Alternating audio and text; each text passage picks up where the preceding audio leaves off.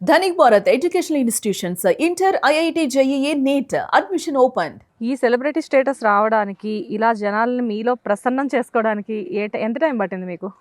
నాకు అంటే జనరల్‌గా సమాజానికి తెలవదు గదా! ఇప్పుడు ఎట్లుంటదంటే, ఇప్పుడు ఉదాహరణ 2010లో పుట్టినోనికి రాజశేఖర రెడ్డి గురించి తెలవదు. హ్మ్. 2010లో పుట్టినోనికి అక్కినేని నాగేశ్వరరావు గారంటే తెలవదు. 2000 సంవత్సరం తర్వాత పుట్టినోనికి పెద్ద ఎన్టీఆర్ గారంటే తెలీదు. అంత మాత్రాన వాళ్ళకి చరిత్ర లేదా? అంటే ఉన్నది. ఇప్పుడు ఉదాహరణ నా గురించి తెలుసుకోవాలంటే సీనియర్ జర్నలిస్టులు ఉంటారు కొంతమంది ఇండస్ట్రీలో. హ్మ్. నేను అనేది సినిమా జర్నలిస్టులు కొంతమంది ఉంటారు. వాళ్ళని అడిగితే వేణుస్వామి ఎవరో చెప్తాడు. ఉదాహరణ ఇప్పుడు వార్తా ప్రవీణ్ అని ఒక మనిషి ఉంటాడు. హ్మ్. జర్నలిస్ట్ ఆయన, సినిమా జర్నలిస్టు. సో తనని అడిగితే నా గురించి చెప్తాడు. ఎందుకంటే 1996లో ఫస్ట్ టైం సెల్ ఫోన్ పెట్టిన వ్యక్తిగా, ఒక పంతులుగా బ్రాహ్మణ కమ్యూనిటీని నా ఫోటో జూన్ 6వ తేదీ వార్తా పేపర్లో వచ్చింది నా గురించి. సెల్ పంతులు బిజీ అని. సో నేను అనే పాయింట్ ఏంటంటే, ఆ జనరేషన్లో పనిచేసిన వాళ్లకు మాత్రమే వేణుస్వామి అంటే, వేణుస్వామి సినిమా ఏందో అర్థమవుతుంది. ఈ జనరేషన్కి ఏం తెలుసు వేణుస్వామి అంటే? 2010 తర్వాత మనకు సోషల్ మీడియా చాలా ఎక్స్ట్రీమ్ పెరిగింది. ఇప్పుడు నేను 2000 సినిమాలకు ముహూర్తాలు పెట్టుంటా, 2 సార్లు చంద్రబాబు నాయుడు గారిని సీఎంగా ఆయన సీట్లో కూర్చోబెట్టిన. సో ఇట్లా చాలా జరిగినాయి. ఇవాళ ఉన్న వైడ్ రేంజ్ ఆఫ్ పబ్లిసిటీ ఆ రోజు నాకు లేదు, సమాజంలో లేదు. సో లేదు కాబట్టి నేను వేస్టా? కాదు. సో ఈ జనరేషన్, నేను ఎప్పుడో నేను 13వ సంవత్సరంలో, నాకు 11-12 సంవత్సరాలు ఉన్నప్పుడు ఫస్ట్ సినిమా నేను ముహూర్తం చేసింది. సో దాని తర్వాత లాస్ట్ సినిమా నాది యోగి ప్రభాస్ది, నా లాస్ట్ సినిమా.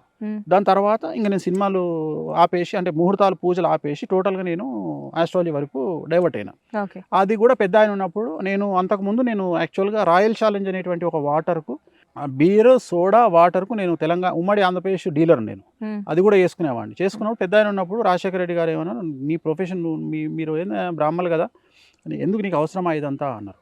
అన్నప్పుడు నేను ఆయన మాట విని దాన్ని వేరే నా పార్ట్నర్కి ఇచ్చేసి నేను బయటకు వచ్చి టోటల్గా అప్పుడు నేను ఏమనుకున్నా అంటే, మనం కింగ్ కావాలనే కోరిక నాకు ఎప్పుడు లేదు. కింగ్ మేకర్ కావాలి. కింగ్ మేకర్ కావాలి అంటే మనం జనాల్ని క్రియేట్ చేయాలి. ఒక సూపర్ స్టార్ని క్రియేట్ చేయాలి అంటే అసలు ఏం చేస్తాం, అసలు ఏం పూజ చేస్తే మనం సమాజంలోని జనాల యొక్క బాధలు తీర్చగలుగుతాం, ఏం చేస్తే సమాజంలోని వ్యక్తుల యొక్క కోరికలు తీర్చగలుగుతాం. ఉదాహరణ, ఒక అమ్మాయికి ఒక మంచి మొగుడు కావాలని కోరుకుంటుంది, ఒక అమ్మాయి డబ్బు సంపాదించాలనుకుంటుంది, ఒక అమ్మాయి వశీకరణం చేయాలనుకుంటుంది, అంటే జన వశీకరణం కావాలనుకుంటుంది. అట్లనే ఒక హీరో జన వశీకరణం కావాలనుకుంటాడు, ఒక పొలిటీషియన్ మినిస్టర్ కావాలనుకుంటాడు, ఒక మామూలు మనిషి ఎమ్మెల్యే కావాలనుకుంటాడు, ఒక సర్పంచ్ కావాలనుకుంటాడు. ఎంటర్ప్రెన్యూర్ అంటే అమ్మాయిలు అయితే ఎంటర్ప్రెన్యూర్ అయితే వాళ్ళు డబ్బు సంపాదించాలనుకుంటారు. అట్లనే ఒక వ్యాపారవేత్త డబ్బు సంపాదించాలనుకుంటాడు. అలాగే డబ్బు లేనివాడు చాలా హ్యాపీగా బతుకుతాడు, డబ్బు వచ్చినవాడు నిద్ర లేని రాత్రులు గడుపుతాడు. ఎందుకంటే ఆ డబ్బుని ఎట్లా కాపాడుకోవాలి, ఈడీని ఎట్లా కాపాడుకోవాలి, ఇన్కమ్ ట్యాక్స్ని ఎట్లా కాపాడుకోవాలి. సో సాధ్యమైనంత వరకు ఈ ప్రపంచంలో డబ్బున్న వాళ్ళకి 90%, 99% నిద్ర ఉండదు రాత్రిపూట. మీ సంగతి ఏంటి సార్ మరి? నేను డబ్బు నిద్ర లేని రాత్రులు గడిపేంత డబ్బు నా దగ్గర లేదు. అంటే మీ మెయింటెనెన్స్ చూసిన వాళ్ళు ఎవరు కూడా మెయింటెనెన్స్ అంటే డబ్బు సంపాదించాలి అంటే కసి ఉండాలి, డబ్బు ఖర్చు పెట్టాలంటే దమ్ము ఉండాలి, డబ్బును ఎంజాయ్ చేయాలి అంటే ఇంకా చాలా ఉండాలి. అది కెమెరా ముందు చెప్పలేను నేను. అర్థమైందా? సో చాలా మంది డబ్బు సంపాదించి తన కుటుంబం కోసం వదిలిపెట్టి పోతారు. నేనేమంటా అంటే, ఫస్ట్ డబ్బు సంపాదించి నువ్వు ఎంజాయ్ చేసి చచ్చిపో. నేను కొన్నిటికి నేను పూర్తి విరుద్ధం. ఉదాహరణ, నేను చిట్టీలు వేయడానికి వ్యతిరేకం, లోన్లు తీసుకోవడానికి వ్యతిరేకం, ఇన్సూరెన్సులు చేయడానికి వ్యతిరేకం. నా మనసు ఒప్పుకోదు. నేను ఏమంటా అంటే, చాలా మంది ఇన్సూరెన్సులు చేస్తారు, అవి నీడ్స్ కదా జనరల్గా. నీడ్స్ కదా అంటే వాళ్ళ ఉద్దేశం ఏంటంటే వాళ్ళు చచ్చిపోయినాక కుటుంబానికి పనికొస్తాయని. అంటే అరే నీ సావు నీ కుటుంబానికి కాపాడుతుంది అంటే దానికంటే దరిద్రం ఇంకే ఉందిరా. నువ్వు బతికున్నప్పుడు ఇనమ్మా, నువ్వు బతికున్నప్పుడు సంపాదించి నీ కుటుంబాన్ని చూసుకో. నేను ఉదాహరణ చెప్తా. 100 కోట్ల రూపాయల ప్రాపర్టీ సంపాదించిండు ఒక భార్యాభర్తలు. కొడుకు బండి మీద కాలేజీకి పోతుండు, బిడ్డ బండి మీద కాలేజీకి పోతుంది. మరి బతికేందుకమ్మా? 100 కోట్లు దేనికి పెడతావురా? రేపు నువ్వు చచ్చిపోయినాక కదా నీ పిల్లలకు రావాల్సింది. అదేదో ఇప్పుడే వాళ్ళకు చెరొక కారు కొనిచ్చి కాలేజీకి పంపించచ్చు కదా. అది నా స్టైల్. అర్థమైందా? నువ్వు చచ్చినాక వీళ్ళ ప్రాపర్టీ నిలబెడతాడా, లేకుంటే నీ కొడుకు తీసుకుపోయి ఒకటే ఐపీఎల్ ఉటాంచేస్తాడా, బెట్టింగ్ పెట్టి ఒకటే ఐపీఎల్ లేపేస్తాడా? ఈ 100 కోట్లు వానికి మ్యాక్సిమం 5 రోజులు చాలు 100 కోట్లు లేపనీకి, ఏది ఐపీఎల్లో పెడితే. అట్లనే నీ అమ్మాయి ఎవరినో ప్రేమించి మామిడికాయ పచ్చడి తినిపించడానికో, లేకపోతే నెత్తికి మసాజ్ చేసేటోనుకో, లేకపోతే పెరుగన్నం కలిపి నోట్లో పెట్టేటోనుకో ప్రేమించిందనుకో, వాడు తీసుకొచ్చి కార్ ముందర పెట్టి మీ అమ్మాయిని పటాయించి ఈ 100 కోట్లు వేసుకొని పీకిండనుకో, రాత్రి కథం అయిపోతుంది కదా కిస్సా. సో అట్లాంటివి జరగకుండా మీరు ఎంజాయ్ చేయండి రా. మీ పిల్లల్ని మీరు డబ్బులు ఉన్నప్పుడే, మీరు బతికున్నప్పుడే. ఒక తండ్రి కోరిక ఏముంటుంది? నిజమైన తండ్రి ఏం కోరుకుంటాడు? తన కొడుకు కళ్ళ ముందర ఒక బెంజికార్లో తిరిగితే ఆనందాన్ని కోరుకుంటాడు. మరి నేను చచ్చిపోయినాక నా పైసలన్నీ వానికిపోతాయి అంటే వాడు కాపాడతాడా అనేది తెలియదు కదా. సో నేనేమంటా అంటే, నీ జీవితంలో డబ్బు సంపాదించి ఎంజాయ్ చేసి ఆ ఉన్న దాంట్లో 100 రూపాయలలో 10 రూపాయలు ఖచ్చితంగా సమాజానికి పంచు. సమాజానికి సేవ చేయి. Hmm. అది కూడా ఈ శరణాలయాలు వీటి గురించి మాట్లాడి ఇండివిజువల్గా మాట్లాడు. నీకు డబ్బులు ఉన్నాయా, చక్కగా ఒక 100 ప్యాకెట్లు ఫుడ్ తీసుకుపోయి చక్కగా పోయి క్యాన్సర్ హాస్పిటల్ దగ్గర పో, బంజారా హిల్స్ రోడ్డు మీద ఉన్నోనికి ఫుడ్ ఇచ్చేసాయి. పొద్దున్నేలే ఎండాకాలంలో ఒక 100 బాటిల్ మజ్జిగ తీసుకో, రోడ్డు మీద కనిపించిన పోలీసు వాళ్ళకు మున్సిపాలిటీ వాళ్ళకు ఇచ్చుకుంటూ వెళ్ళిపో. సో ఇండివిజువల్గా హెల్ప్ చేసే ప్రయత్నం చెయ్యి. నేను నా భార్య కలిసి 25 మంది రేప్ విక్టిమ్స్ను దత్తత తీసుకున్నాను 2014 నుండి. అంటే రేపు చేసిన తర్వాత మానసికంగా డిస్టర్బ్ అయిన అమ్మాయిలను 25 మందిని 2014 నుండి దత్తత తీసుకొని వాళ్ళ శానిటరీ ప్యాడ్స్ దగ్గర నుండి వాళ్ళకు ప్రతి నెల నా ద్వారా ఫుడ్ వెళ్తుంది. నేను ఎక్కడ చెప్పుకొని ఆ వీడియోలు తీసి బయట పెట్టా.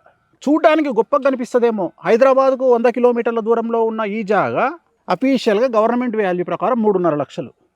సో నేననేది ఏంటంటే మనం దాన్ని మెయింటైన్ చేసి ఆ ప్రశాంతమైన వాతావరణంలో ఉండాలి. ఎందుకు కలిగింది నాకు ఈ ఆలోచన అంటే 2020లో కరోనా వచ్చిన తర్వాత పిచ్చేసి లేచిపోయింది. అందరు హైదరాబాద్నే ఉంటారు, ఇళ్ళల్లో బయటికి రాకుండా ఉంటున్నాం, నీ అమ్మ జీవితం ఏంది అని చెప్పేసి బయటకు వచ్చి ఒక 1 ఎకర్ జాగా కొనుక్కొని 1.5 ఎకర్ జాగా కొనుక్కొని మంచిగా తయారు చేసుకొని ఎప్పుడైనా రేపు పొద్దున మనకు పూసుకున్న మళ్ళీ కరోనా లాంటి మహమ్మారి వస్తే వచ్చి ఇక్కడ కూర్చుందాం బేఫికర్ అనే ఆలోచనతో పెట్టుకున్నటువంటిది. సో అందుకని నేను ఏమంటున్నా అంటే సమాజంలో ఎంజాయ్ చేయండి, డబ్బు సంపాదించండి, ఎంజాయ్ చేయండి. ఎందుకంటే గ్యారంటీ చెప్పాల్సిన విషయం ఏంటంటే ఎవరు ఎన్ని రోజులు బ్రతుకుతారో తెలియదు. సో చాలామంది చావుకు భయపడతారు. చావు అనేది విముక్తి. చావుకు భయపడకండి. ఎందుకంటే చావు చనిపోయిన తర్వాత మ్యాక్సిమం మన ఎఫెక్ట్ భూమి మీద 2 గంటలు ఉంటుంది. చచ్చిపోతే ఎంజాయ్ చేయలేం కదా సార్, అందుకనే ఎంజాయ్ చేయమంటున్నా.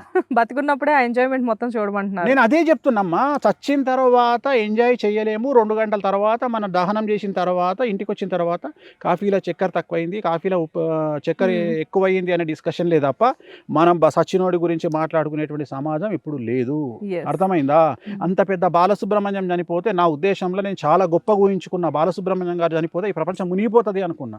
కానీ ప్రపంచం మునిగిపోవడం తప్ప ఒక సింగర్ కూడా కనీసం ఒక కామెంట్ పెట్టలే. అప్పుడు అర్థమైంది నాకు, ఓకే మనిషి విలువ ఇదా.